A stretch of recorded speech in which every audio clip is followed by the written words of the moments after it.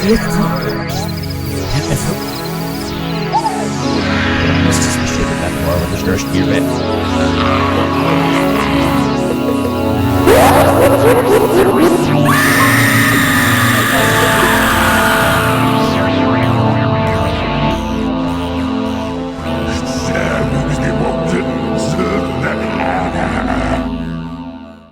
Hello again, YouTube! This is Dr. Kendo, and I'm back with Scribblenauts Unlimited. This is the Object Editor commentaries where I create your favorite characters in the Scribblenauts Unlimited Object Editor. This is just one feature of the game where you can basically create characters like assembling pieces of a puzzle, and I just create whatever is most popular and most requested each week. And the thing that has probably been most requested, being that Halloween was yesterday, was Sonic.exe. And so we started off with a dancer as the source object, and I took Kenpo, that's one of Maxwell's brothers. Yes, I am aware of Kenpo and Kendo, sounding very similar. So Kenpo probably is my favorite Maxwell brother. But anyway, we took his hands and arms, and we're going to use those for our Sonic.exe arms. I almost like to say Sonic.exe, so I might say that just for a little bit quicker, I guess, spouting off of the name. But other than the arms and the head, we've kept on the dancer parts and stuff, so his legs are still there and his body, of course. And so you've got this 29-page library arm. It's on the 3rd or 4th page, and it's basically this thin, strange-looking arm. We're going to use that sort of like Sonic.exe's socks. And then moving along, we're going to go with a chicken nugget as the shoes. And so this is kind of the main part of the shoes, I guess I should say, because we're going to use several components to create the full shoes. But the chicken nugget, painted red, is a pretty good shape. There's actually, just lots of shapes you could use in this game for shoes. I've actually seen a few creations. Of course, Sonic the Hedgehog himself, not necessarily Sonic.exe. I don't know how many times EXE has been created by people, but I know Sonic the Hedgehog is one of the most popular things probably early on in Scribblenauts to create, and lots of people have made their own version and everything like that, so there's probably hundreds of ways you've seen Sonic the Hedgehog actually be made. And so I myself even have, I think, 3 different versions. No, there's gotta be more, because there's Sonic Boom, I have the Super Sonic, I have the Sonic sort of updated look, and then I had my original Sonic. Yeah, so I've done like 4. But anyway, we've got the letter I is gonna be for the bottom of the shoes, and then of course another 29-page library arm. I believe that one was from the 20th page, and so then we've got a minus sign on top of a rectangle. So this is going to be sort of for the buckle on his shoes here. So obviously with it sort of facing sideways, the buckle we can only see on one side, so we don't need to put a buckle on the other side. If you want to maybe have a rectangle, like a piece of yellow hanging over the edge or something, so you can allude to the buckle on the other side, that's fine, but I'm not going to spend stamp space on that because we're actually going to use a lot of stamp space for this. Not only did I put a kiwi down for the stomach, chest stomach, but we're going to use 29-page library arm shapes like this one that I just put down underneath the chin or the neck area, and a tear, I'm going to use that right now, and pimples, just things like that. We're going to make that be the blood that's all over Sonic.exe. You can really put as much or as little as you want, really, but I would say, of course, you're going to be limited by your stamp space, so don't go way too overboard. But if you want to do it like my design, this just hopefully gives you some ideas. I've got like a few on his arms and a few blood splatters there just above his stomach stamp.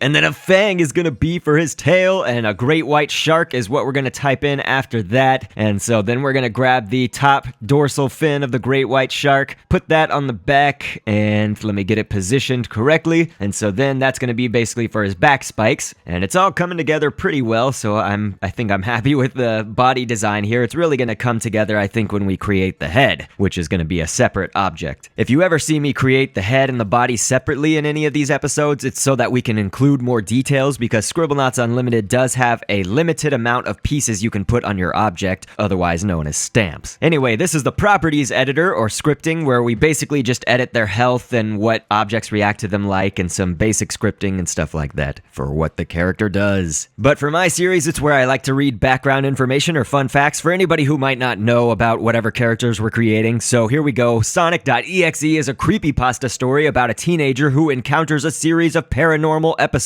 while playing a heavily modified PC port of the 1991 platform video game Sonic the Hedgehog for Sega Genesis. According to the creator of the pasta, the story was originally inspired by an edited screen capture of the title screen for the original Sonic the Hedgehog Genesis video game. It was in 2011 that a creepypasta story was submitted based on that image to the creepypasta wiki, and it describes sort of a haunted Sonic the Hedgehog video game with very disturbing content.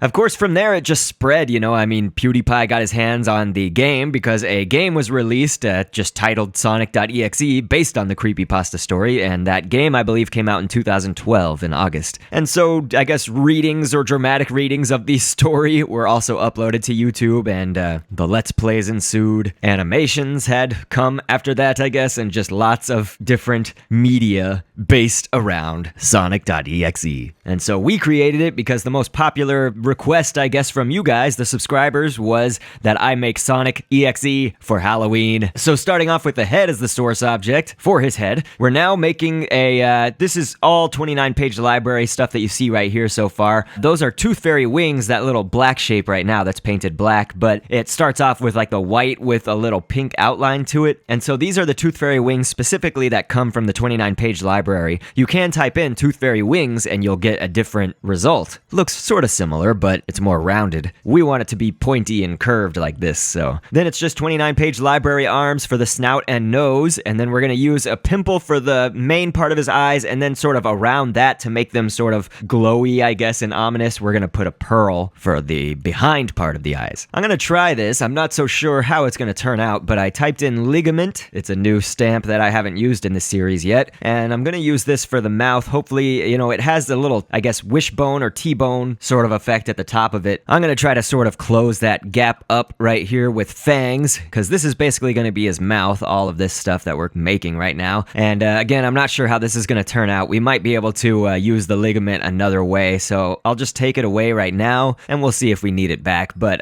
already I've got some ideas for how we can use it. I guess since the fang won't shrink down much smaller than this, I'm gonna make the little teeth coming closer to his nose, I'm gonna make those smaller, so we'll probably just use a pimple. It looks like it's gonna go good with that. And so I think that mouth has mostly come together, but I want a little bit, it needs to be a little bit longer than it is, so we'll just use a 29-page library arm shape right here for the end of it, just to sort of round it out and have the little borders of it. And so cat ears we're gonna use just like I did on my Sonic the Hedgehog creation. Cat ears are gonna be for the ears. Now, this is one of those things, the cat ears, when you color them, they color even the inside part blue, for instance, like I colored it blue. And so if you color it, it changes the entire thing. Now, you could create the ears as, separate stamps, using a mola, sunfish, or even just cones. I've seen people use cones and stuff, but I think that's a little bit too pointy. It just depends. You would have to play around with some of the stamps. But the thing is, then you would have to basically have 4 stamps to do the 2 ears, because you would want them to be 2 separate colors, I'm assuming, if you created them separate from the cat ears. So that's what the benefit of the cat ears is that it's just 1 stamp instead of 4 to get both ears, but you're not going to have the coloration. Now, your other option is to maybe do a 3-parter object and make the ears a whole entire separate object that can be worn on the head like a hat or something, but I don't personally think that we need to go to those lengths right now to do our Sonic.exe. I think that this is fine. We used great white shark fins once again for the spikes on his head, and this is where I think I can use my ligament stamp that I explored earlier, and I'm also using a shambler's arm, so the back arm of a shambler. This is all going to be for the blood. You could also use 29-page library arm shapes, maybe even a cat tail or rat tail if you wanted to, but the cat tail and the rat tail will have the little darker slashes in them or stripes, so may not be the most viable option, but again, you can do it how you want to, so there's plenty of stamps I think that you could use for that. Puddles, that's another object, but the thing that I liked about the shambler arm being the base, or being the main part of the blood, is that it's all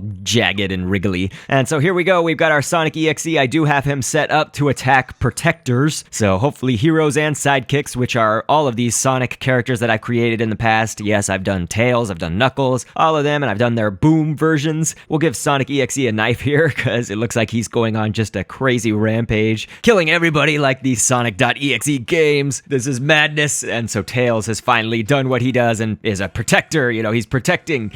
So that's good. It looks like, of course, we knew that script worked back in the Tails episode, but it's working here as Sonic.exe seems to be a more formidable opponent since he's got a dancer as the source object. Right now he's dancing in victory. All right, Sonic.exe, enough of your rampage. But yes, I hope that you guys enjoyed this spooky creation for Halloween, because I enjoyed giving it to you. As always, I'll just create whatever is most popular or most requested each week within gaming, movie, TV show, and nerd and geek culture parameters for creating objects. So leave any comments or suggestions down below that fits that criteria, and I will catch you on the next vid. and thanks for viewing. Down the road of twists and turns, always anxious to see what's within. We can look ahead to the point of no return, to the rest of our lives let the spectacle begin.